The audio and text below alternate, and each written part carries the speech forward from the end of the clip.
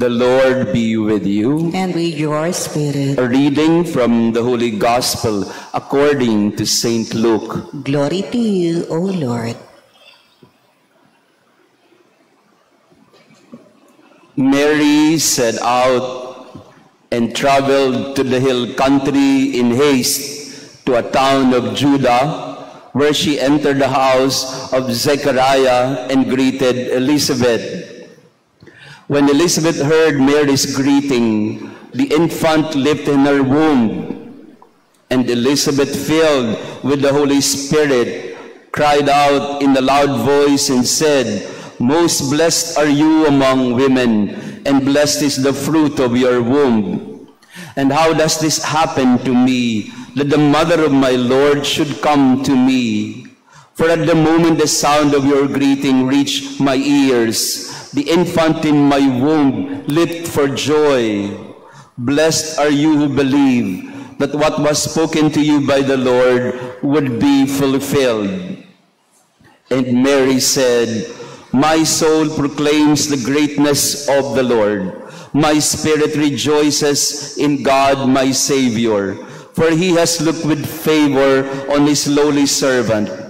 From this day all generations will call me blessed. The Almighty has done great things for me, and holy is his name. He has mercy on those who fear him in every generation. He has shown the strength of his arm. He has scattered the proud in their conceit. He has cast down the mighty from their thrones and has lifted up the lowly. He has filled the hungry with good things, and the rich he has sent away empty. He has come to the help of his servant Israel, for he has remembered his promise of mercy, the promise he made to our fathers, to Abraham and his children forever." Mary remained with her about 3 months and then returned to her home. The Gospel of the Lord. Praise to you, Lord Jesus Christ. Please be seated. Praise be Jesus Christ. Now and forever. Good morning, brothers and sisters. Pakibati din ng good morning ang ating mga kasama ngayong umaga.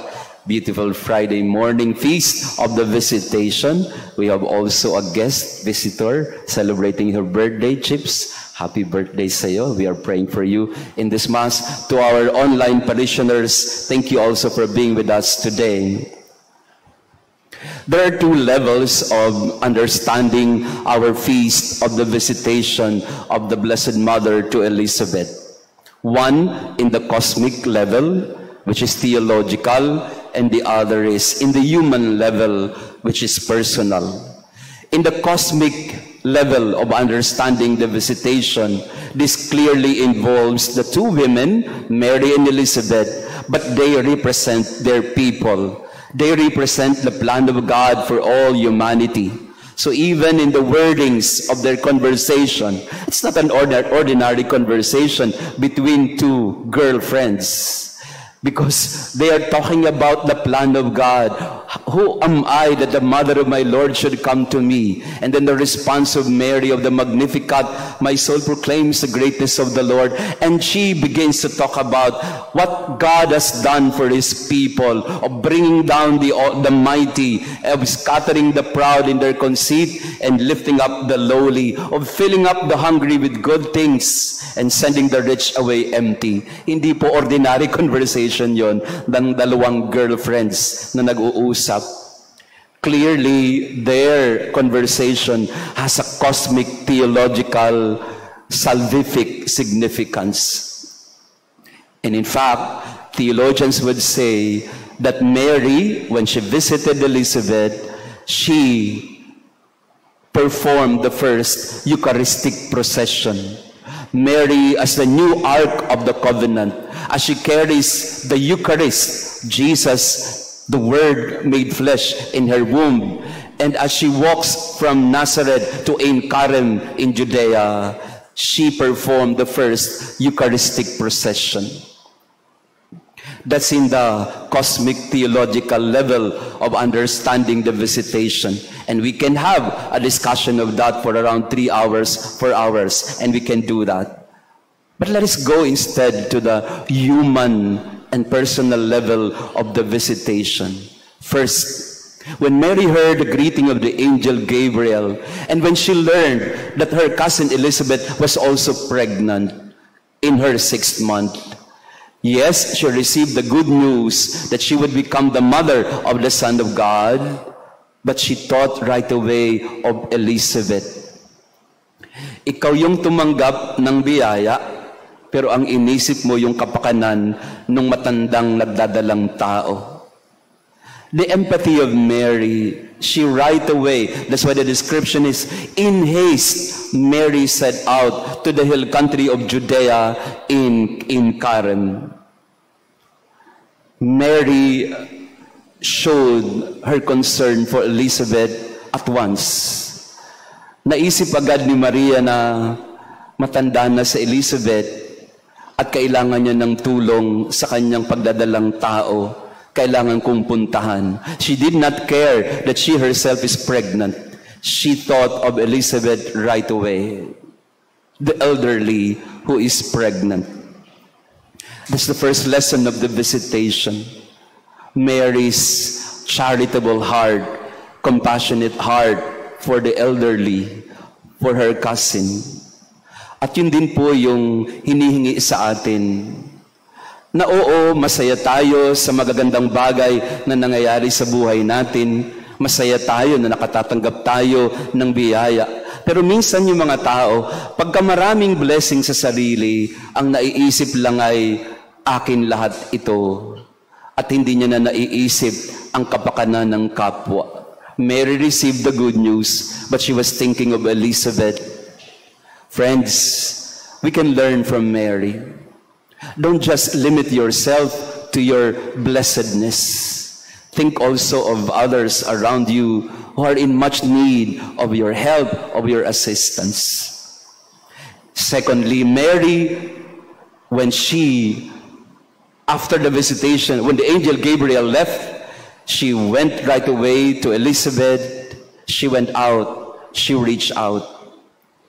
She was not just thinking of Elizabeth, she actually went to visit her, to reach out to her. At yun ang kulang sa atin. Marami sa atin may magagandang intensyon na tumulong sa iba. Pero kakaunti lang talaga yung lumalabas ng bahay para maglakbay ng pagkahirap-hirap. Nazareth to Karen, that's around 200 kilometers. Pero sinuong ni Maria yung mahabang paglalakbay. She reached out to Elizabeth. And maybe this is also the lesson of the visitation for us today. Reach out. Reach out to someone. Baka may mga kaibigan tayong kailangan ng tulong, o kaibigan kailangan ng kakwentuhan, o kailangan ng tao na magpaparamdam sa kanila na hindi sila nag-iisa. The other day, I went to Quezon City, rather far from our place. At sabi nung dinalaw ko na may sakit, salamat po, Father, pinuntahan niyo po ako kahit malayo. And I was telling her, by all means, this is our mission. We reach out, we go out. We don't just stay in our room, in the comfort zones of our lives. We reach out. At yun po ang hamon ng visitation. We receive the good news, but we empathize with others. We go out and reach out. And lastly, what Mary did really was to spread positivity. Hindi lang nilimita sa sarili niya yung mabuting balita. Ipinahayag din niya sa kanyang pinsang si Elizabeth, na tuwang-tuwa din naman, na puno at puspos ng Espiritu Santo, puno ng kagalakan ang kanilang pag-uusap. The lesson of the visitation is to magnify the greatness of God. Minimize the anger and hostility in your heart, the negativity in your life. Magnify the greatness of God. These women, they were in very scandalous situations. Si Maria, nagdadalang tao na walang asawa, at si Elizabeth, nagdadalang tao ng napakatanda na. They were both in a very scandalous situation that the community would not want to understand easily or accept. But they focus on magnifying the greatness of God. Pinalaki nila ang kagandahan ng buhay, hindi yung mga bagay na hinaharap nilang sitwasyon na mahirap. They did not focus on the scandalous situation they were in. In fact, for Mary, hindi niya naisip yung pwede siyang mamatay dahil sa kanyang sitwasyon. Hindi. Ang inisip niya ay paano ipahayag ang mabuting balitang ito. Focus on magnifying the greatness of God and minimize the hostility and negativity in your life. That's the essence and the message of the visitation. Spread positivity. Spread the good news. Don't allow the greatness of God to be hidden. Ipahayag, ibahagi. So today, as we celebrate the feast of the visitation, let us be like Mary. Think of others, of those who are in need. Reach out to them and share the good news of God's greatness, of God's love, of God's mercy to them. Sa araw na ito, it would be a good assignment. Go out, reach out to someone who needs the good news very badly in their life. Praised be Jesus Christ. Now and forever. Let us pray. May your church proclaim your greatness, O God, for you have done great things for your faithful. And as St. John the Baptist leapt with joy when he first sensed the hidden presence of Christ, so may your church rejoice to receive in this sacrament the same ever-living Lord, who lives and reigns forever and ever. Amen. Thank you very much for coming to Mass today. Maraming salamat po sa inyong pagdalo. To our online parishioners, thank you for being with us today.